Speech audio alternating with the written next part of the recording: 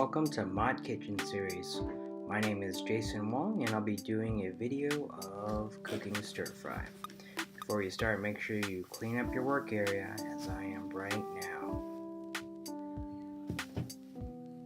After that, I'm laying out my cutting board, and this is a traditional wood piece passed down from my grandfather. Next, I'm grabbing my chef knife. Nice and sharp, of course. Today we've got some cauliflower, some carrots, got some brown crimini mushrooms, and I've got some beef chuck, USA Imperial Wagyu from Odo's on Freeport in Sacramento. And of course I forgot to say onions. Now I'm starting to peel some of the carrots, and after peeling the carrots I want to make sure to chop off the top and the bottom. I think I do leave these to the side until later, but if you want to, you can chop it up in diagonal pieces if you like.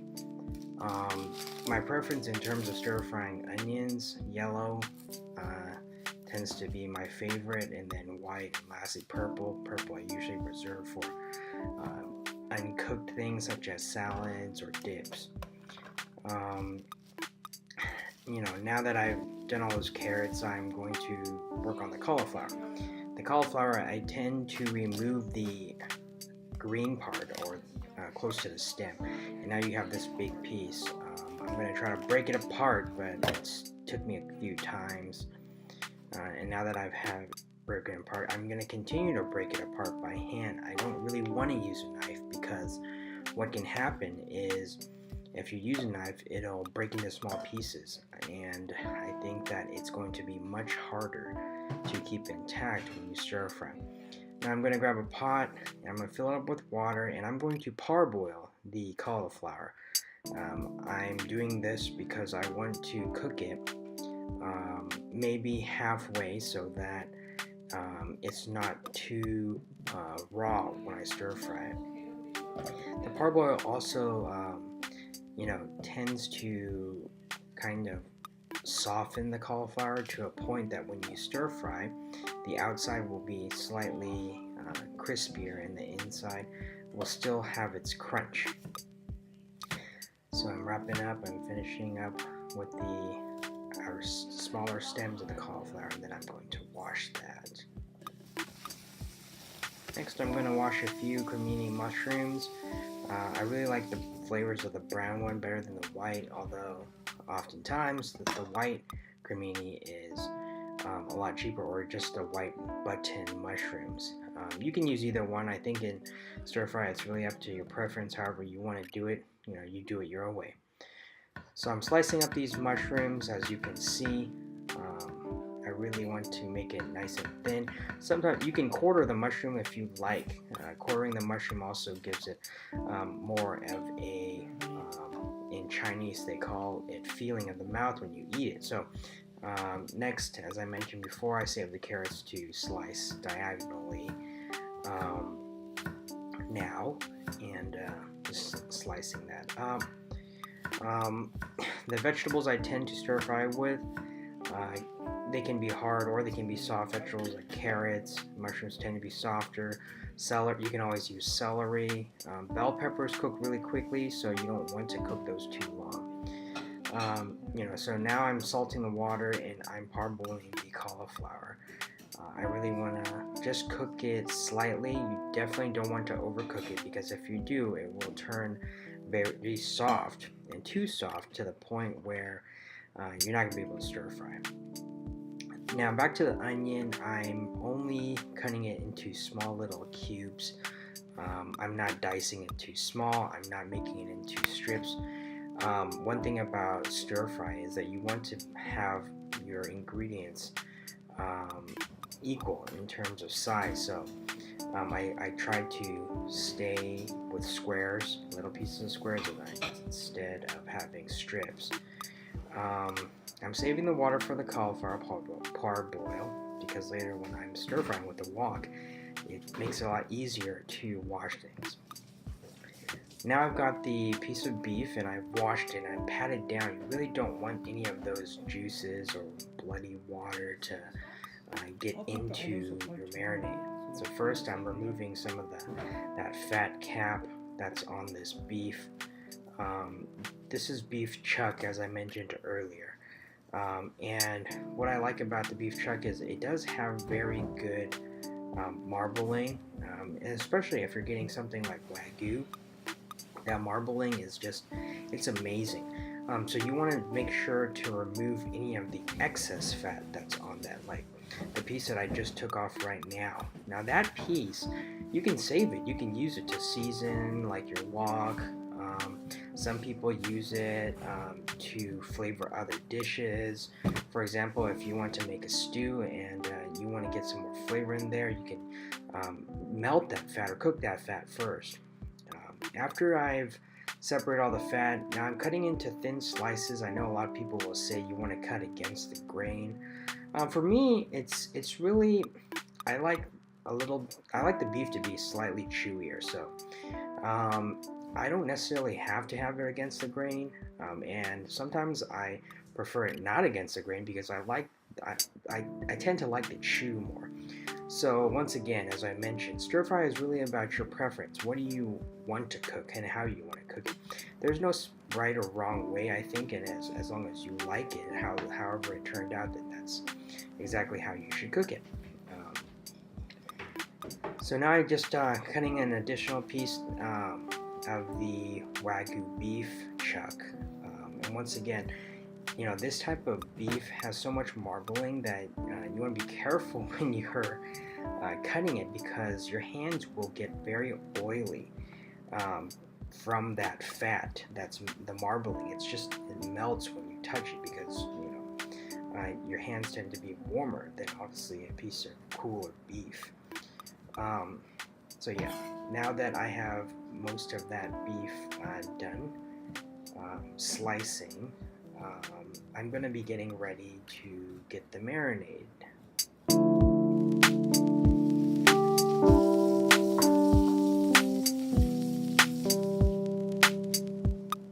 Now that I've washed my hands, I'm heading over to my cabinet full of stuff. I'm bringing out my soy sauces. As you can see, I have two different ones right now. Both of these I had purchased at Oto's on Freeport and Sacramento. And then there's a bottle of mirin. I have my salt and black pepper grinders there, and I had a small jug of brown sugar. Now first I'm going to add in, this is a dark soy, a Japanese soy sauce. And then this is another Japanese soy sauce. This is also a dark soy sauce. In common stir fry, you usually have a mix of dark and light soy sauce. But instead of me mixing in the light soy sauce, I use a little bit of mirin and a little bit of brown sugar to balance out the saltiness and flavors of the soy sauce. I'm adding in some Himalayan salt and then some fresh ground pepper into that right now. And then as I'm putting back my stuff, obviously I recall that I am missing an ingredient, and that is some sesame oil. This gives it a nice aromatic flavor, and I think aromatic smell and flavor. I'm mixing it up, and what I've found with this type of marinade is it really brings out the freshness of the meat, and the taste just elevates it. You really don't need to put too much or too many sauces into your marinade. So before our eyes, we have, this is the marinated Wagyu, and as you can see, it's not too dark in terms of the marinade. After it's been marinating for about 15 minutes, now we're back, and we're going to bring it to the cooking station. Here we go. I've got my hard-boiled cauliflower sitting there. I'm going to grab, this is a pow wok, or it's a wok that is used to stir fry in a tossing motion. I just moved in a pot of oil, and so this is pretty common setup where you have a pot of oil and you also have some water. Most time it's supposed to be running water though. Now I'm heating up my wok right now, and you do see that it's getting a little smoky.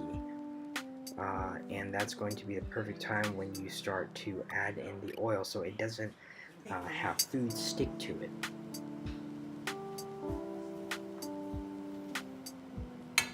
So I'm adding in, this is peanut oil. You can use a different type of oil if you prefer, but vegetable oils or peanut oils work best with the wok. Olive oil tends to not cook as well. And you definitely don't want to stir fry with sesame oil. Sesame oil, it doesn't get hot enough to a point where you're going to allow the foods that you're cooking on the wok to stir fry. So here you go, I'm just stir frying in the cauliflower. Make sure you have a well ventilated hood when you're doing a stir fry. The temperature of the wok gets to such a high temperature that a lot of smoke will come from it. And typically when I'm cooking outside on a different burner, this burner right here is rated at about, I want to say about 15,000 BTU. And 15,000 BTU stands for British Thermal Unit. And in terms of a Chinese kitchen, we're talking about 300,000 to 500,000 BTU, which we'll never have at home. So this is already a very good setup. In times of stir frying, and I really want there to be a really good quick meal, I will use the outside stovetop, and that is 145,000 BTU. As you can see, I finished stir frying the cauliflower. You don't want to cook it completely through. You just want to toss it so that it gets nice and toasty on the outside, because you're going to be adding everything later, and it's going to cook a little bit more. So now I'm adding in the carrots as well as the onions. Give that a quick stir fry. And remember, if you're not using a wok of sorts and you're using like a non-stick pan, this is going to take a little bit longer. It may take a minute or two so that it gets to the right heat and so that it will toast the vegetables. But if you're using a wok, it's much quicker.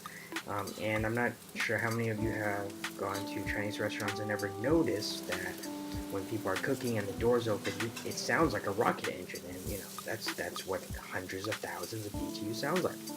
So I'm adding in the mushrooms now, giving it a toss, and it's cooking quite fast. I don't want it to be too dry, so the liquid that's coming from the carrots and the sweating of the onions is going to help soften the mushrooms. And it really is up to you how soft or crunchy you would like the vegetables to be. But for me, I like to add sometimes a little bit of extra water to it so that it kind of steams the vegetable and it doesn't make it as hard.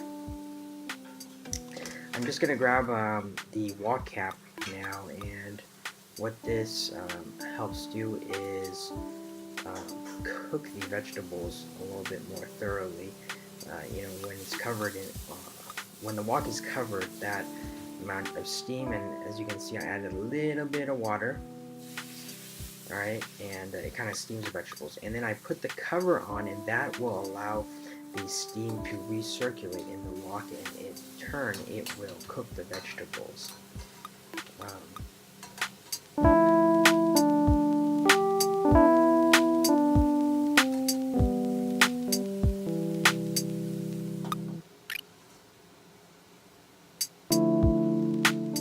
So I'm just covering that up right now,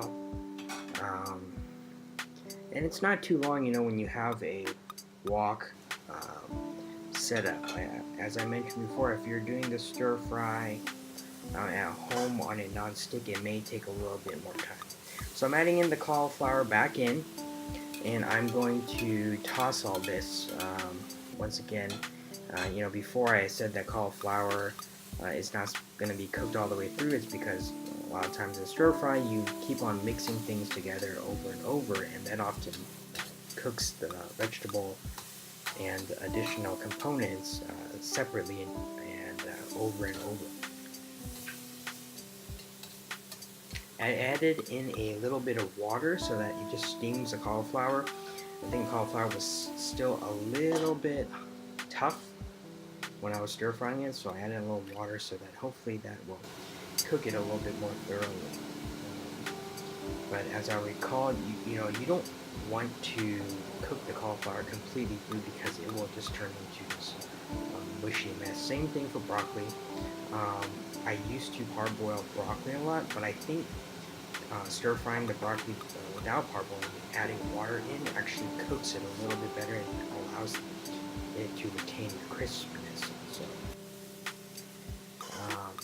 So here we go. I'm gonna continue stirring it, and it gets to a point I think it looks pretty good. I'm gonna separate it into 2 plates because I'm going to have one that I wanted to make it into spicy stir fry, and the other one will be. Oh, and I flung a mushroom out, I think. So when the wok is still hot, I add in some water, and this helps wash away anything that might stick to it. So, as I mentioned, the traditional Chinese kitchen always has a tub of oil and a tub of water, and usually the water is running. So you usually blast your wok with heat, and then use hot water, and it gets on anything that's stuck on.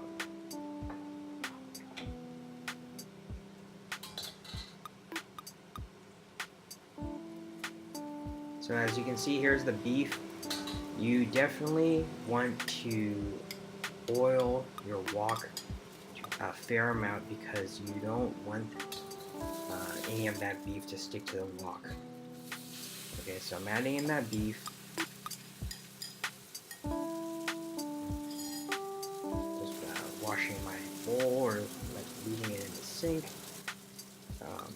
As the wok tries to get, as you can see now, it starts to steam.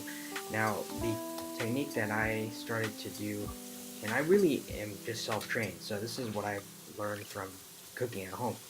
I'm kind of pushing down my scoop, kind of like a press.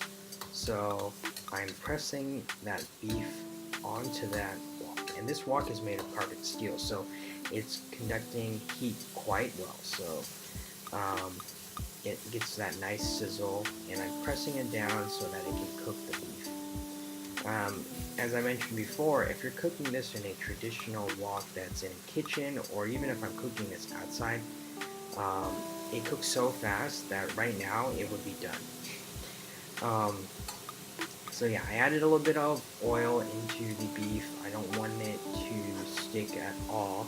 And I cover it up, and the beef will slowly release some of its juices and its water content, and this will allow it to kind of steam and cook itself a little bit further. And some people add in water, but I tend to not use as much water because it will take away from the flavor of the beef. So it's using its own juices. So giving it a couple more stirs as I uncovered it. You can see the color of it is slowly starting to turn pink instead of red. And I'm taking half of it, and as I mentioned, I'm going to make one that's spicy and one that's not spicy. So here I have left, I'm still doing a slight pressing motion, but you can see most of the beef is to a medium well. I'm adding in my homemade chili oil right here, and really this elevates the flavor. A lot of times when you purchase chili oil from the supermarket, it has a whole bunch of additional ingredients like MSG and stuff, and it really just changes the flavor completely. But with homemade chili oil, it's a different story. So I add back in the vegetables, and I'm getting ready to finish up the stir fry. It's really up to your preference whether you would like a sauce or not. But for this type of stir fry, I prefer not to. Now, if you do choose to make a sauce, it's pretty common to use water, cornstarch, and a little bit of soy sauce. Okay, see that nice sizzle? This is more closely like a dry pot. I'm not sure if anybody of you guys have dry pot before, but It really doesn't need a sauce because it has plenty of flavor. I think when I was younger, a lot of times my parents would cook with sauce and I would eat lots of rice with it because that's all I would need. I just eat rice and sauce. So here we go. This is the cauliflower stir fry with brown mushrooms, carrots, and onions. And on the left side is the non-spicy version. Thanks for watching. This is MOTkitchen.